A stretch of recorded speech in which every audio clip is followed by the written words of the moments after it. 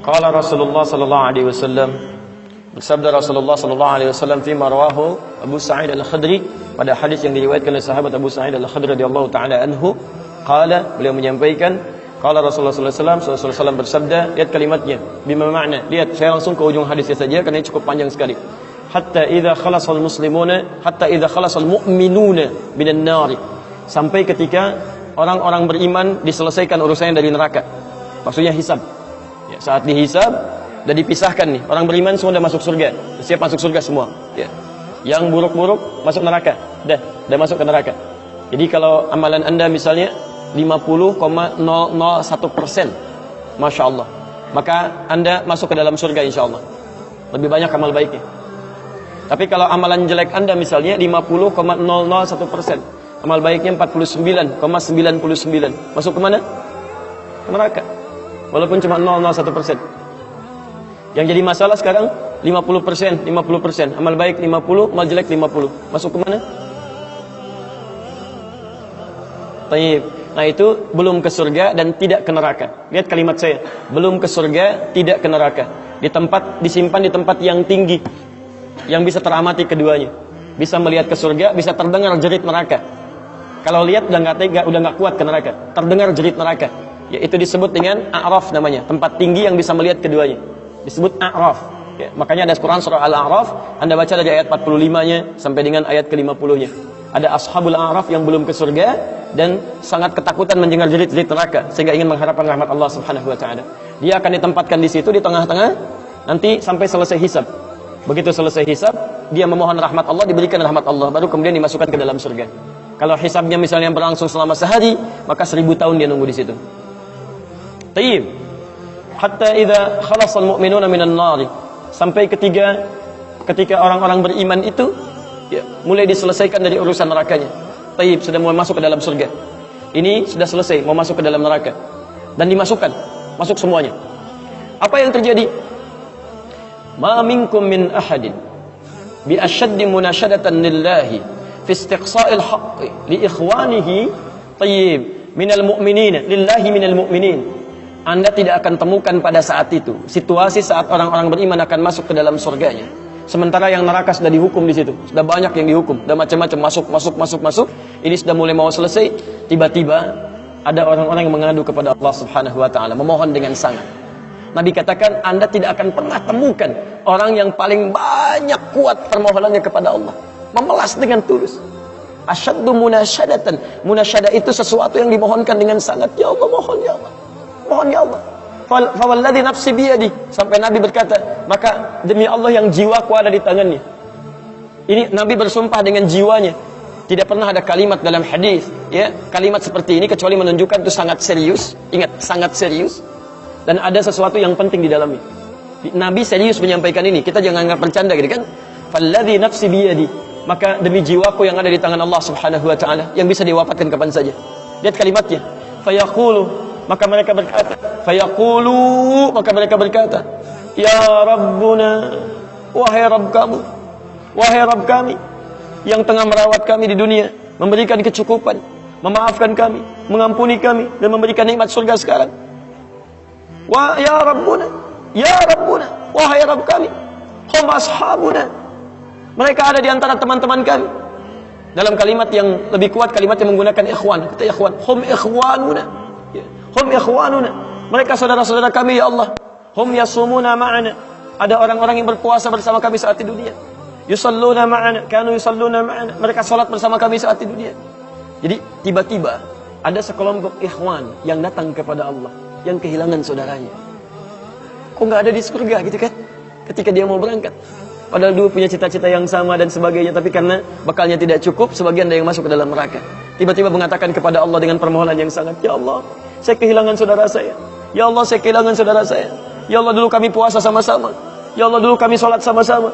Ya Allah, dulu kami ibadah sama-sama. Ya Rabb, kami tidak temukan dia di sini. Ya Allah, mohon, terus mohon.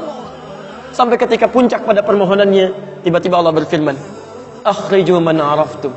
Hei para malaikat, keluarkan orang yang dikenali oleh orang-orang ini, yang disebutkan tadi. Keluarkan mereka dari neraka. Tiba-tiba dikeluarkan. Bertemulah orang-orang ini dengan temannya. Sampai Allah kemudian dengan rahmatnya katakan lagi, akhriju man kana fi qalbihi mithqala dzarratin minal iman. Keluarkan sampai yang ada titik terkecil iman dalam hatinya, keluarkan dari neraka. Bahkan hadis ini ada di Al-Bukhari nanti, ya ada di Al-Bukhari nomor hadis ke-14, posisi paling kiri sebelah bawah, ya, tayyib. Sampai mereka kemudian dikeluarkan dalam keadaan gosong, sudah mulai terbakar habis dan dimasukkan ke dalam surga kemudian. Setelah selesai hisabnya di dalam nerakanya, dikeluarkan dari situ. Jadi ada orang-orang yang dengan syafaat temannya bisa keluar dari neraka, masuk ke dalam surga, ada yang sama sekali tidak membantu itu. Ya, dosa-dosa yang begitu besar tidak bisa keluar dan kekal dia di dalam neraka. Walaupun dia merasa beriman kepada Allah, tapi digugurkan keimanannya dengan ibadah-ibadah yang melanggar ketentuan Allah, seperti syirik dan sebagainya. Tapi poinnya adalah tiba-tiba ada segolongan teman yang memohon kepada Allah Subhanahu wa taala, "Ya Allah, kami puasa sama-sama, kami ibadah sama-sama, kami sholat sama-sama ya Allah, cuman saya nggak temukan dia di sini." Itu indah. Nah, permohonan sesuatu untuk melengkapkan pada yang kurang disebut dengan syafa' namanya. Pelengkap yang kurang disebut dengan syafa'. Makanya di tarawih itu ada sholat syafa'. Antum sholat 11 rakaat, 2 rakaat penyempurnanya yang ke-10 disebut dengan syafa', 1 rakaat akhirnya disebut dengan witir. Ya, ada teman yang merasakan ada yang kurang nih ya Allah, begitu saya masuk, teman saya nggak ikut, saya ingin dilengkapi dengan itu ya Allah. Tayyib, permohonan untuk menggenapkan sesuatu yang kurang dengan sifat yang sangat memohon luar biasa, maka kalimatnya dirubah dari syafa' menjadi ditambah tak di ujungnya dengan alif di tengahnya, jadi syafa'ah. Tayyib. Saya mau akhiri ya, karena ini sebenarnya tidak banyak bahasannya. Siapa orang-orang ini? Itu yang disebut dengan ikhwan. Makanya ketika ayat Qur'annya mengatakan wa kuntum ala syafa hufratin minan nari fa anqadhakum minha. Dan kalian sudah ada bahkan yang sudah mau di bibir neraka itu. Karena ketika diangkat itu oleh Allah Subhanahu wa taala dengan perintahnya, ya diperintahkan oleh Allah. Tayyib, dalam bahasa hadisnya ada yang diangkat baru neraka itu masuk ke kakinya sampai ke betisnya. Ada yang sudah masuk sampai ke punggungnya. Ada yang sudah ke lehernya dan ada yang sudah tenggelam di dalamnya. Tayyib. Jadi ada yang baru di bibir neraka diangkat. Ada yang baru sudah mau masuk ke neraka diangkat. Ada yang sudah tenggelam diangkat. Jadi macam-macam. Ya fa asbahtum bi ni'mati ikhwana. Siapa yang bisa mengangkat itu semua? Di antaranya Allah berikan nikmat kepada anda dengan dapatnya ikhwan-ikhwan dalam kehidupan. Cuma itu yang bisa menolong anda di hari akhirat, teman-teman terbaik selain syafaat-syafaat yang lainnya. Ada orang mendekat kepada Al-Quran, ada orang sering bersalawat kepada Nabi, ada orang mendekat pada hukum-hukum Allah. Ada orang-orang yang belum bisa maksimal menunaikan itu semua, dia cari teman-teman yang soleh yang menunjukkan pada kebaikan-kebaikan. Bukankah sering anda dapati seperti itu? Mungkin anda bersahabat dengan teman yang tingkat ibadahnya jauh di atas anda. Anda masih sibuk dengan urusan dunia, tapi masih menunaikan sholat, masih puasa, tapi karena kesibukan dunia anda, Masya Allah, kurang bekal ibadah anda. Tapi beruntungnya anda dengan punya teman yang soleh, berjamaah dengan imam yang soleh, puasa dengan dia, buka sama-sama, kadang sering ikut-ikut misalnya dalam ta'limnya, dalam macam-macamnya, Masya Allah. Maka tiba-tiba ketika anda dikenal oleh dia, diingat oleh dia, di akhirat nanti, tidak ditemukan anda, ya Allah, dia kawan saya, ya Allah. Dia teman saya, ya Allah. Dia saudara saya, ya Allah. Kami pernah ta'lim sama-sama ya Allah. Kami pernah puasa sama-sama ya Allah. Kami pernah sholat berjamaah sama-sama ya Allah. Mohon jangan pisahkan ya Allah. Jangan pisahkan. Pertanyaan, sudahkah Anda punya teman seperti itu yang bisa menolong dalam kebaikan? Kalau belum temukan, cepat cari mumpung masih hidup. Sebab kalau sudah kehidupan itu berakhir, tidak mudah untuk menemukannya. Maka pastikan di kantor anda, teman anda bisa membawa anda ke surga. Pastikan di rumah anda, pasangan hidup anda adalah teman yang bisa membawa anda ke surga. Pastikan di tempat kehidupan anda, siapapun tetangga anda, kerabat anda, teman-teman sekolah anak anda adalah teman yang bisa mengingatkan dan membantu anda untuk mencari anda bisa masuk ke dalam surga. Dan saya mohon pada anda semuanya, tolong ingat ini ya, baik-baik. Kalau nanti di akhirat anda tidak temukan saya di surga, tolong ingatkan kepada Allah, saya pernah ada di sini. Saya pernah ada di sini.